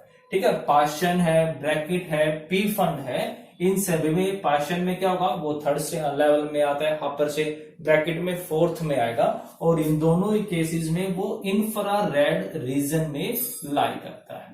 ठीक है, बामर सीरीज में मतलब जब इलेक्ट्रॉन अपर शेल से सेकंड सेल में आता है तब जो ट्रांजिशन होगा वो विजिबल रीजन में लाई करेगा और वो हमें कलर्स की फॉर्म में दिखाई देगा। तो जो करेक्ट ऑप्शन होगा वो कौन सा हो जाएगा, वो बामर सीरीज हो जाएगी। नेक्स्ट क्वेश्चन है हमारे पास, the mixture that forms maximum boiling azeotrope.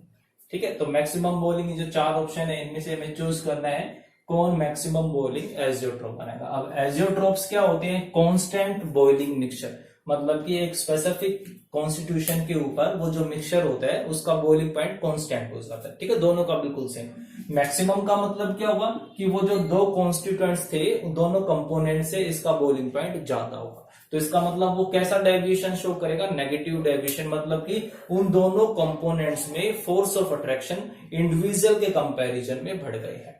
ठीक है, अब हमें पता है कि एसीटोन और CS2, एसीटोन में हमारे पास कौन से फोर्सेस काम करते हैं, डाइपोल डाइपोल फोर्सेस। बट जैसे ही CS2 इसके बीच में आएगा क्या हो जाएगा, इनके जो बॉन्ड होंगे वो टूट जाएंगे। ठीक है, और वो क्या बना लेगा, मिनिमम बॉइलिंग एजियोट्रोप। हेप्टेन और ऑक्टेन है वो जनरली या अप्रोच करते हैं आइडियल सॉल्यूशन को, तो वो ये भी नहीं होगा। ठीक है, H2O और इथेनॉल, वाटर में जो बॉन्ड होते हैं इनिशियली वो काफी स्ट्रोंगर होते हैं, बट जैसे ही इथेनॉल को हम डिसोल्व करेंगे तो वाटर के बीच में इथेनॉल आ जाएगा, फिर उससे कहीं ना कहीं फोर्स ऑफ अट्रैक्शन रिड्यूस होंगे, तो ये भी क्या बनाएगा, मिनिमम बॉइलिंग। बट H2O और HNO3 जैसे दोनों को मैं मिक्स करूंगा, बहुत ही स्ट्रॉन्ग फोर्सेस वहां पर काम करेंगे और उस स्ट्रॉन्ग फोर्सेस की वजह से वो नेगेटिव डेविएशन शो करेगा, और नेगेटिव डेविएशन का मतलब क्या होगा, maximum boiling azeotrope. That is हमारा जो करेक्ट ऑप्शन हो गया वो ए हो। Next question is for the cell reaction. कोई सेल है, ठीक है, और उस सेल के लिए रिएक्शन गिवन है, 2Fe3 positive ion plus 2 iodide ion आपस में रिएक्ट करेंगे, एक एक्वस मीडियम में है, form iron 2 positive and iodine. ठीक है, तो सबसे पहले हमें क्या चेक करना होगा कि इस रिएक्शन में कितने इलेक्ट्रॉन्स इन्वॉल्व हो रहे हैं। यहां पर गिवन है E0 सेल, ठीक है, और हमें क्या निकालनी है, स्टैंडर्ड गिब्स फ्री एनर्जी। तो जो स्टैंडर्ड गिब्स फ्री एनर्जी है, स्टैंडर्ड गिब्स फ्री एनर्जी का मतलब क्या होता है, the maximum energy available to a system that converts into useful work. ठीक है, तो ये नेगेटिव का मतलब क्या हो रहा है यहाँ पर कि वो जो फ्री एनर्जी थी वो यूज हो गई है, वो डिक्रीज हो रही है। डिक्रीज होने का मतलब कि उस एनर्जी से हमने या उस एनर्जी को हमने वर्क में कन्वर्ट कर लिया है। ठीक है, तो यहाँ पर जो N होता है, N का मतलब क्या होगा कि नंबर ऑफ इलेक्ट्रॉन्स इन्वॉल्व। तो देखो ध्यान से, Fe3 पॉजिटिव किस में कन्वर्ट हो गया, 2 पॉजिटिव में, मतलब एक इलेक्ट्रॉन यूज किया है, कितने हमारे पास टोटल 2 है, तो कितने इलेक्ट्रॉन्स हो गए, 2 हो गए हैं। एफ फेराडे कांस्टेंट कितनी वैल्यू होती है 96,500, और जो ई नोट है, ठीक है, वो उसकी वैल्यू होगी हमारे पास 0.244। तो ये वैल्यूज हम यहाँ पर पुट कर देते हैं। एन की वैल्यू 2, ठीक है, और ई नोट 0.24। तो एनर्जी है तो किस में आ जाएगी, ये हमारे पास जूल में आ जाएगी। तो जब आप इसकी मल्टीप्लाई करोगे, इसको सोल्व करोगे, ठीक है, तो जो आंसर आ जाएगा हमारे पास अप्रोक्सीमेट ये आ जाएगा। तो ये हमारा क्या हो जाएगा, आंसर हो जाएगा। आप इसको ऑप्शन को करेक्ट चूज कर लोगे। नेक्स्ट क्वेश्चन है हमारे पास, in which case change in entropy, change in entropy means delta X is negative. Negative का मतलब कि किस केस में जो रैंडमनेस है वो डिक्रीज हुई है, मतलब इनिशियली रैंडमनेस बहुत ज्यादा थी, बाद में क्या हो गई, वो रैंडमनेस कम हो गई। ठीक है, तो फर्स्ट है हमारे पास इवेपोरेशन ऑफ वाटर। तो वाटर लिक्विड फॉर्म में था, जब वो इवेपोरेट हुआ गैस में बनना, मतलब जब वो लिक्विड से गैस में कन्वर्ट होगा तो सिंपल सी बात है, रैंडमनेस क्या हो जाएगी, इंक्रीज। ठीक है, सेकंड ऑप्शन है sublimation of solid to gas, कि जब हम सॉलिड को गैस में कन्वर्ट करें तो जो सॉलिड होता है वो हाईली ऑर्डर्ड होता है, और जो गैस होती है वो डिसऑर्डर होती है। तो ऑर्डर से डिसऑर्डर मतलब फिर से रैंडमनेस क्या होगी, इंक्रीज, मतलब डेल्टा एस इज पॉजिटिव।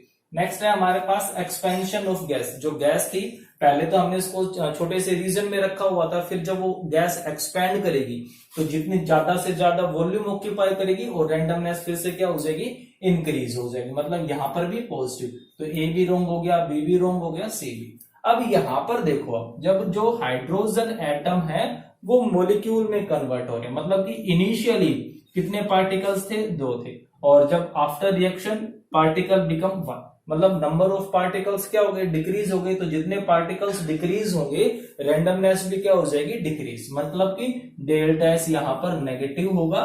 तो जो करेक्ट ऑप्शन हो गया वो डी हो गया। नेक्स्ट है हमारे पास मैच द फॉलोइंग। ठीक है, तो फर्स्ट है प्योर नाइट्रोजन। अब हम प्योर नाइट्रोजन हम किस मेथड से बनाते हैं, by thermally decomposition of azides, है ना। तो जैसे कि हमारे पास सोडियम अजाइड है, तो अजाइड होता क्या है, N3 नेगेटिव, तो सोडियम अजाइड का मतलब क्या हो गया, NaN3। तो जब मैं इसको हीट करूंगा, थर्मली डिकम्पोज करूंगा, तो किसमें टूटेगा, सोडियम प्लस नाइट्रोजन गैस। तो यहां से जो नाइट्रोजन गैस मिलेगी वो क्या हो जाएगी, प्योर, मतलब कि pure nitrogen is formed bye either decomposition of sodium azide और बेरियम अजाइड। नेक्स्ट आता है हमारे पास हैबर प्रोसेस। तो हम इससे तो बहुत ज्यादा फैमिलियर होते हैं ना। हैबर प्रोसेस से क्या बनती है, अमोनिया गैस बनती है, nitrogen plus hydrogen and form ammonia gas. ठीक है, तो Haber process will make ammonia gas. Next है हमारे पास कॉन्टैक्ट प्रोसेस। तो कॉन्टैक्ट प्रोसेस हम किस में यूज करते हैं, सल्फ्यूरिक एसिड बनाने के लिए, है ना। तो जो कॉन्टैक्ट प्रोसेस है एक नंबर ऑफ स्टेप्स में होती है। सबसे पहले हम सल्फर से SO2 गैस प्रोड्यूस करते हैं, फिर SO2 गैस से हम SO3 प्रोड्यूस करते हैं। ठीक है, दिस इज रिवर्सिबल होती है, जो सारी के सारी रेट ऑफ रिएक्शन है वो इसी के ऊपर डिपेंड करती है, स्लोवर स्टेप होती है। फिर SO3 की हम वापस सल्फ्यूरिक एसिड के साथ रिएक्शन करते हैं, ठीक है, और ओलम बना लेगा H2S2O7, और फिर इसका हाइड्रोलाइसिस करके हम H2SO4 बना लेते हैं। तो मतलब जो कॉन्टैक्ट प्रोसेस है वो किसमें काम आ जाएगी, सल्फ्यूरिक एसिड बनाने के लिए। डिकन प्रोसेस से हम क्या करते हैं, हम क्लोरीन बनाते हैं। तो डिकन प्रोसेस में एक्चुअल में होता क्या है, हम 4HCl का ऑक्सीडेशन करवाते हैं in presence of copper chloride और हाई टेम्परेचर पे हीट कर देंगे, तो 2H2O प्लस क्लोरीन गैस यहाँ पर इवॉल्व हो जाए। तो ये हमारे पास करेक्ट आंसर हो जाएगा। नेक्स्ट क्वेश्चन है हमारे पास, which of the following is incorrect statement. तो 4 स्टेटमेंट गिवन है, इनमें से हमें जो रॉन्ग वाली है उसे चूज करना है हमें। ठीक है, तो फर्स्ट है PbF4 is covalent in nature. तो आपको पता होना चाहिए कि जो टिन है और जो लेड है वो फ्लोरीन के साथ कैसा बॉन्ड बनाते हैं, आयनिक बनाते हैं। तो कोवेलेंट तो होता ही नहीं है, तो हमारा जो फर्स्ट ऑप्शन है वो ही क्या हो गया, हमारा आंसर हो गया, ये इनकरेक्ट है। सेकंड है हमारे पास SiCl4 इज इजीली हाइड्रोलाइज। तो CCl4 है वो हाइड्रोलाइज नहीं होता, बाकी सबके सब हाइड्रोलाइज हो जाते हैं due to presence of vacant D orbital. तो ये बात बिल्कुल सही है।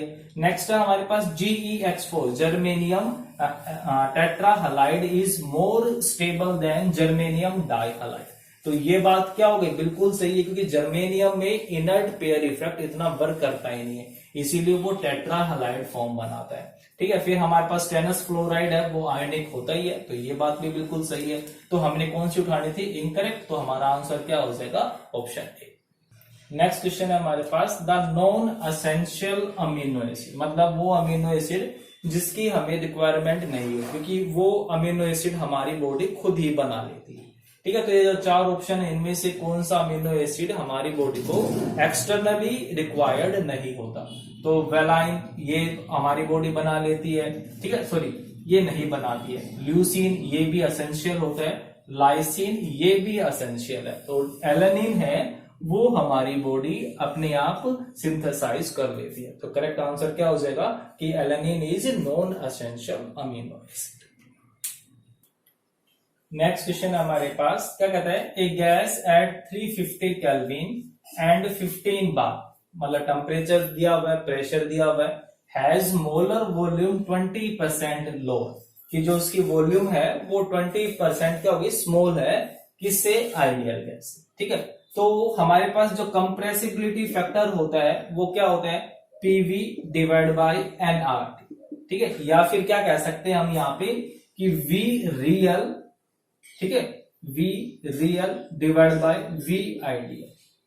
क्लियर है, तो रेशियो हो गया हमारे पास। तो क्या कहता है कि जो रियल गैस है उसकी वॉल्यूम क्या होगी, स्मॉल होगी, मतलब कि V real is smaller than V ideal. ठीक है, दैट इज जो जेड की वैल्यू होगी वो क्या हो जाएगी, लोअर देन 1। ठीक है, तो वो लोअर देन 1 होगी, मतलब कंप्रेसिबिलिटी फैक्टर क्या होगा, लेस देन 1 हो गया।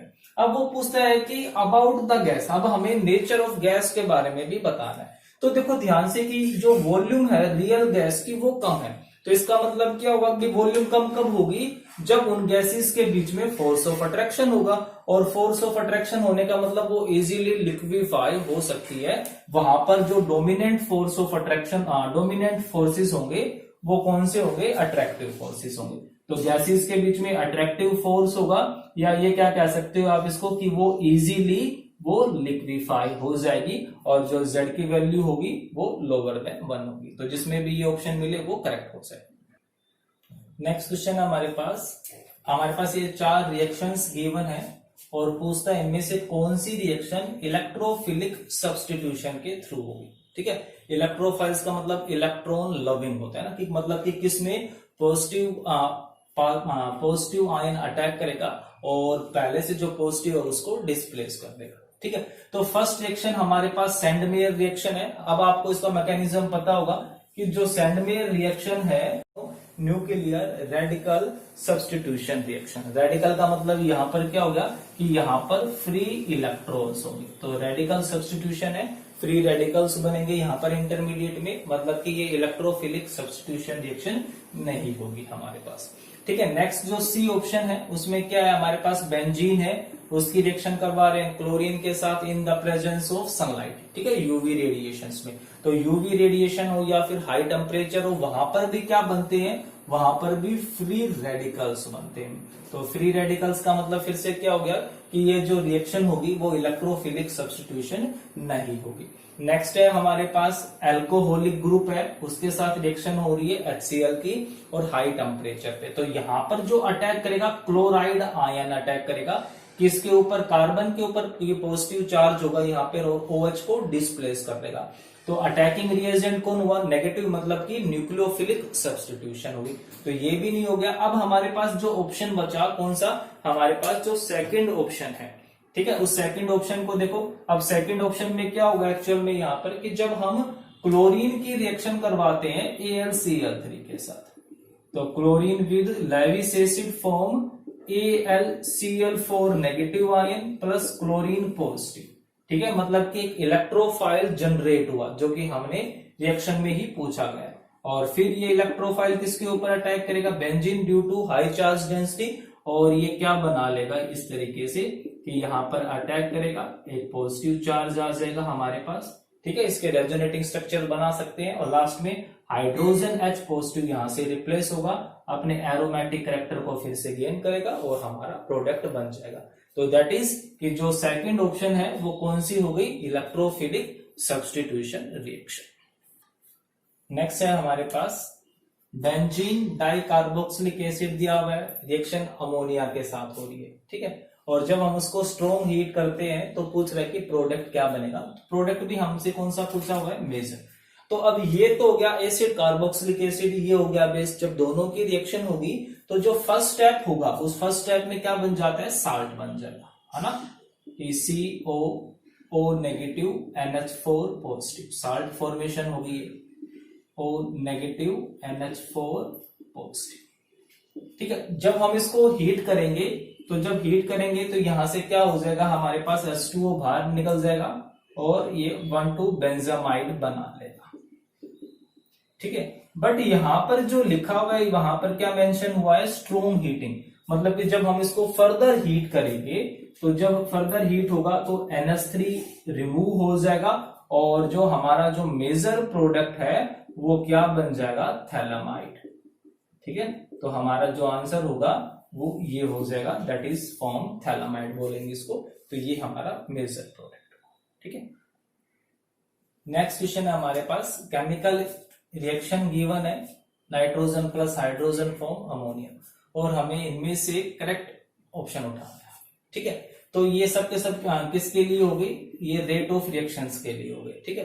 तो अब हम इसको अगर फॉर्म करें तो स्टोकियोमेट्री क्या कहती है कि जितने टाइम में नाइट्रोजन का 1 मोल डिकम्पोज होगा उतने ही टाइम में हाइड्रोजन के 3 मोल्स डिकम्पोज हो जाएंगे और अमोनिया के 2 मोल्स बन जाएंगे, फॉर्मेशन होगी, ठीक है। तो अगर मुझे इन सभी को इक्वल करके लिखना है तो मैं क्या करूंगा कि भाई हाइड्रोजन की स्पीड नाइट्रोजन से 3 टाइम्स है तो इसको 3 से डिवाइड कर दूंगा, क्या हो जाएगी, स्पीड इक्वल हो जाएगी, और इसको मैं 2 से डिवाइड कर दूंगा। तो हमारे पास क्या बन जाएगा, और जो रिएक्टेंट है, रिएक्टेंट डिकम्पोज होते हैं, मतलब कि इनकी जो कंसेंट्रेशन होगी लगातार डिक्रीज होगी।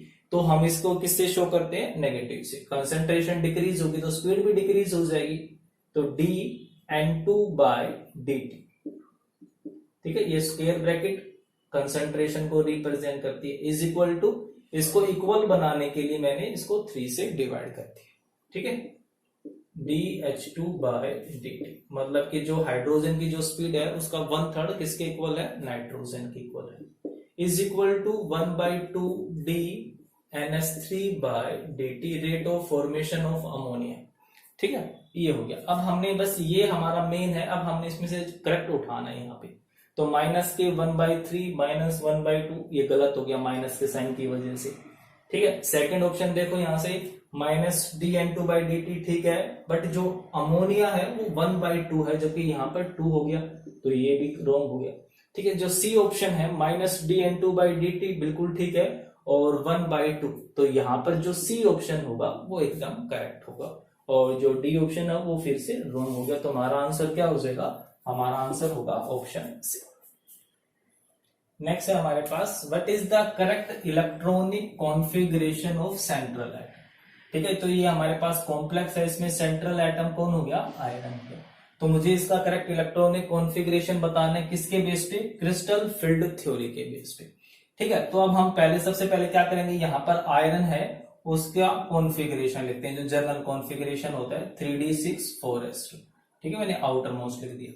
अब यहाँ पर आयरन का जो ऑक्सीडेशन नंबर है आप वो निकालोगे, तो यहां से जो आयरन का ऑक्सीडेशन नंबर आएगा 2 पॉजिटिव होगा, मतलब 2 इलेक्ट्रॉन लॉस कर दे इसने, आउटर मोस्ट में से चले जाएंगे, तो 3d6 बन जाएगा, ठीक है। तो अब हमारे पास 3d6 का मतलब क्या होगा, ये आ गया हमारे पास 3d6, 1 2 3 4 5 और ये 6 इलेक्ट्रॉन्स हो गए। अब जो यहाँ पर साइनाइड है, cyanide produce a strong ligand field, है ना, जो लिगेंड फील्ड प्रोड्यूस होगा बहुत स्ट्रॉन्ग होगा, मतलब CFSC की वैल्यू क्या हो जाएगी, ज्यादा हो जाएगी, और इस वजह से ये जो इलेक्ट्रॉन्स है वो इलेक्ट्रॉन्स क्या हो जाएंगे, पेयर्ड हो जाएंगे, है ना। ये सब हमने समझा हुआ है कि जब जो फील्ड है, अगर वो फील्ड कैसा है, स्फेरिकली सिमेट्रिक है, तो एनर्जी तो बढ़ती है, ठीक है, एनर्जी तो बढ़ेगी, बट क्या रहेंगे, वो सारे के सारे ऑर्बिटल डीजनरेट रहेंगे। बट यहाँ पर जो फील्ड है वो ऑक्टाहेड्रल है, स्फेरिकल नहीं है, तो ये जो होगा वो 2 पोर्शन में टूट जाता है, EG एंड T2G, ठीक है। तो यहाँ पर जो CFSC की वैल्यू है वो बहुत ज्यादा होगी, तो सारे के सारे इलेक्ट्रॉन्स क्या होंगे, नीचे वाले ऑर्बिटल में ही रह जाएंगे, ठीक है, सबके सब यहाँ पर पेयर्ड हो जाएंगे। तो ये हो जाएगा हमारे पास क्या, जो हमारे पास जो आंसर आ जाएगा क्या आ जाएगा, वो T2Z, ठीक है, 6 इलेक्ट्रॉन हो गए। और जो इजी है उसमें कितने आ जाएंगे हमारे पास, 0 इलेक्ट्रॉन आ जाएंगे, ठीक है। नेक्स्ट क्वेश्चन है हमारे पास, the method use to remove temporary hardness, ठीक है। टेम्परेरी हार्डनेस जो बाइकार्बोनेट की वजह से होती है, तो उसको रिमूव करने के लिए तो या तो हम उसको बॉईल कर देते हैं या फिर हम उस किसका यूज करते हैं, लाइम वाटर का ना। और लाइम वाटर हम किस मेथड में यूज करते हैं, क्लार्क मेथड में। तो काल्गन मेथड है, आयन एक्सचेंज मेथड है, या जो सिंथेटिक रेजिन है, ये तीनों के तीनों जो मेथड होंगे वो किसके लिए होंगे, परमानेंट हार्डनेस को रिमूव करने के लिए। मतलब या तो क्लोराइड हो या फिर सल्फेट्स हो। तो क्लार्क मेथड सिंपली किसका यूज करता है, लाइम वाटर का यूज करेगा और बाइकार्बोनेट्स की वजह से जो हार्डनेस होगी उसको रिमूव कर देगा, ठीक है। तो करेक्ट आंसर हो गया हमारे पास बी हो गया। ओके, तो होप सो आपको ये जो हमारी वीडियो है अच्छे से समझ में आई होगी और आपके लिए हेल्पफुल भी रहेगी, है ना। तो हमने देखा कि क्वेश्चन जो है रियल में बहुत ज्यादा इजी आते हैं। मतलब कि जो नीट को क्वालिफाई करना ज्यादा बड़ी बात नहीं है। अब हमारी थोड़ी सी भी मेहनत अगर होगी तो हम नीट को बहुत इजीली क्वालिफाई कर सकते हैं, ठीक है। और ऐसी अच्छी वीडियो के लिए हमारे इस चैनल को देखते रहिए और सब्सक्राइब करते रहिए। Okay, thank you.